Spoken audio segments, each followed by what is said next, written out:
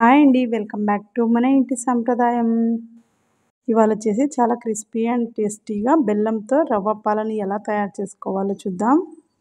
ఈ రవ్వ అప్పాలని పండుగలకి ప్రసాదంగా కూడా తయారు చేసుకోవచ్చు చాలా సింపుల్‌గా.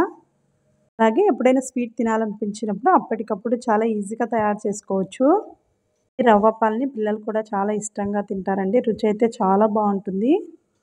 ముందుగా స్టవ్ వెలిగించి కడాయి పెట్టుకొని అందులోకి ఒక 1 కప్ దాకా నీళ్లు పోసుకోవాలి. అలాగే అందులోకి ఒక కప్పు దాకా తురిమిన బెల్లాన్ని వేసుకోండి. మీరు స్వీట్ ఎక్కువగా తినేవాళ్ళైతే ఒక కప్పు ఫుల్‌గా వేసుకోండి. లేదంటే కొంచెం తగ్గించైనా వేసుకోవచ్చు. స్టవ్‌ని మీడియం ఫ్లేమ్‌లో పెట్టుకొని ఈ బెల్లాన్నంతా కరిగించుకోవాలి. ఇలా బెల్లంతో పాకాన్ని పట్టాల్సిన అవసరం లేదు. జస్ట్ ఈ బెల్లాన్నంతా కరిగించుకుంటే సరిపోతుంది. ఇలా బెల్లమంతా కరిగిపోయి ఉడికించుకుంటున్నప్పుడు అందులోకి ఒక 1 టేబుల్ స్పూన్ దాకా ఇలాచీ పౌడర్ వేసుకోవాలి. అలాగే అందులోకి మనం ఏ కప్పుతో అయితే వాటర్‌ని తీసుకున్నామో అదే కప్పుతో 1 కప్ దాకా రవ్వను వేసుకోవాలి. రవ్వ ఎంతైతే తీసుకుంటామో వాటర్‌ని కూడా అదే క్వాంటిటీలో తీసుకోవాలి. లేదంటే జారుడుగా అయిపోతుంది. ఈ విధంగా బెల్లం కరిగించిన వాటర్‌లోకి కొంచెం కొంచెం వేసుకుంటూ అందులోకి బాగా మిక్స్ అయ్యేలా కలుపుకోవాలి. ఇలా రవ్వను వేసి కలిపేటప్పుడు స్టవ్‌ని లో ఫ్లేమ్‌లో పెట్టుకొని కలుపుకోవాలి. రవ్వ ముద్దలు ముద్దలుగా కట్టకుండా బాగా మిక్స్ అయ్యేలా కలుపుకోవాలి. ఇలా 1 నిమిషం పాటు బాగా మిక్స్ అయ్యేలా కలుపుకోవాలి. ఇలా ఉడికించుకుంటున్నప్పుడు రవ్వంతా బాగా మెత్తగా ఉడికిపోయి దగ్గర పడిపోతుంది. ఇలా ఒక 5, 6 నిమిషాల పాటు స్టవ్‌ని లో ఫ్లేమ్‌లో పెట్టుకొని మాత్రమే కలుపుకోవాలి. ఈ విధంగా రవ్వంతా బాగా మిక్స్ అయ్యేలా కలుపుకున్న తర్వాత స్టవ్‌ని లో ఫ్లేమ్‌లో పెట్టుకొని మూత పెట్టేసి 1 నిమిషం పాటు ఉడికించుకోవాలి.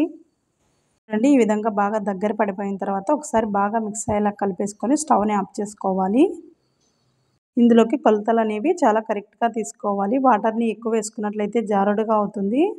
మరీ తక్కువగా వేసుకున్నట్లయితే పొడి పొడిగా అవుతుంది. మనకి అప్పాలు తయారు చేసుకోవడానికి రాదు. ఈ వీడియోలో చూపించిన విధంగా మనకి చిన్న బాల్స్ లాగా చేసుకోవడానికి వచ్చినట్లయితే ఈ మిశ్రమం చల్లారిన తర్వాత గట్టి పడుతుంది. అప్పుడు అప్పాలు చేసుకోవడానికి చాలా పర్ఫెక్ట్‌గా వస్తుంది. ఈ విధంగా కలిపేసుకొని స్టవ్ ఆఫ్ చేసి పక్కన పెట్టేసేయాలి చల్లారే వరకు. చూడండి ఈ విధంగా పూర్తిగా చల్లారిపోయిన తర్వాత మరొకసారి బాగా కలిపేసుకోవాలి. మరి పూర్తిగా చల్లారిన తర్వాత కాకుండా కొంచెం గోరువెచ్చగా ఉన్నప్పుడే ఈ మిశ్రమాన్నంతా ఒక ప్లేట్‌లోకి వేసుకోవాలి. ఇలా ఈ మిశ్రమాన్నంతా ఒక ప్లేట్‌లోకి వేసేసుకోవాలి. ఈ రవ్వ అప్పాలని బెల్లంతోనే కాకుండా షుగర్‌తో కూడా తయారు చేసుకోవచ్చు. షుగర్‌తో తయారు చేసుకోవడం కన్నా ఈ బెల్లంతో తయారు చేసుకోవడమే హెల్త్‌కి చాలా మంచిది. ఇలా ప్లేట్‌లోకి వేసుకున్న తర్వాత చేతికి కొంచెం ఘీ అప్లై చేసుకొని ఈ విధంగా బాగా మసాజ్ చేసుకోవాలి. ఇందులో రవ్వ ముద్దలేవి లేకుండా బాగా మిక్స్ అయ్యేలాగా కలుపుకోవాలి. ఇలా కలిపేసుకున్న తర్వాత అందులో కొంచెం కొంచెం పిండిని తీసుకొని చిన్న బాల్స్ లాగా చుట్టుకోవాలి. ఇలా చుట్టుకున్న తర్వాత మనం కప్పాలకి ఏ విధంగా అయితే తయారు చేసుకుంటామో ఆ విధంగా ఒత్తుకోవాలి. చూడండి ఈ విధంగా చిన్న చిన్న సైజులో ఒత్తుకున్నట్లయితే అప్పాలనేవి చాలా బాగా వస్తాయి. ఇలా అన్నిటిని తయారు చేసుకొని ఒక ప్లేట్‌లోకి తీసుకోవాలి. అలాగే ఫస్ట్ టైం ఎవరైనా మన వీడియోస్ చూస్తున్నట్లయితే లైక్ చేయండి, షేర్ చేయండి. మరిన్ని రెసిపీస్ కోసం మన ఇంటి సాంప్రదాయం ఛానల్‌ని సబ్స్క్రైబ్ చేసుకోండి ఫ్రెండ్స్.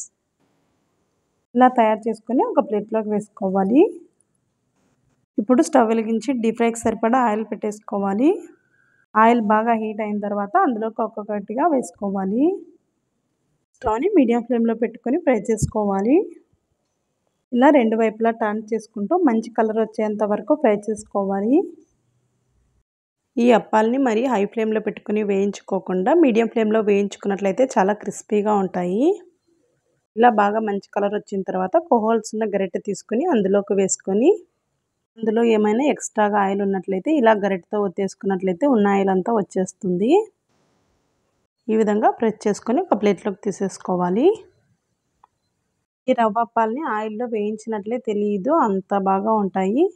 అలాగే మిగిలిన వాటిని కూడా తయారు చేసుకొని ఆయిల్‌లో మంచి కలర్ వచ్చేంత వరకు ఫ్రై చేసుకొని తీసేసుకోవాలి. వంట చేయడం రాని వాళ్ళు కూడా ఈ రవ్వ అప్పాలను చాలా ఈజీగా తయారు చేసుకోవచ్చు.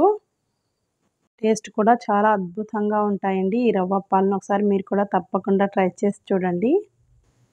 ఈ రవ్వ అప్పాలని ఆయిల్‌లో తీసేసిన తర్వాత పూర్తిగా చల్లారిపోయాక 2 లేదా 3 రోజుల వరకు స్టోర్ చేసుకోవచ్చు. టేస్ట్ అయితే చాలా అద్భుతంగా ఉంటాయండి. ఒకసారి మీరు కూడా తప్పకుండా ట్రై చేసి చూడండి ఎలా వచ్చాయో. ఈ వీడియో మీకు నచ్చినట్లయితే లైక్ చేయండి. అలాగే మరిన్ని రెసిపీస్ కోసం మన ఇంటి సాంప్రదాయం ఛానల్ని సబ్స్క్రైబ్ చేసుకొని పక్కనే ఉన్న బెల్ బటన్ని యాక్టివేట్ చేసుకున్నట్లయితే నేను పెట్టే ప్రతి వీడియో మీ వరకు వస్తుంది.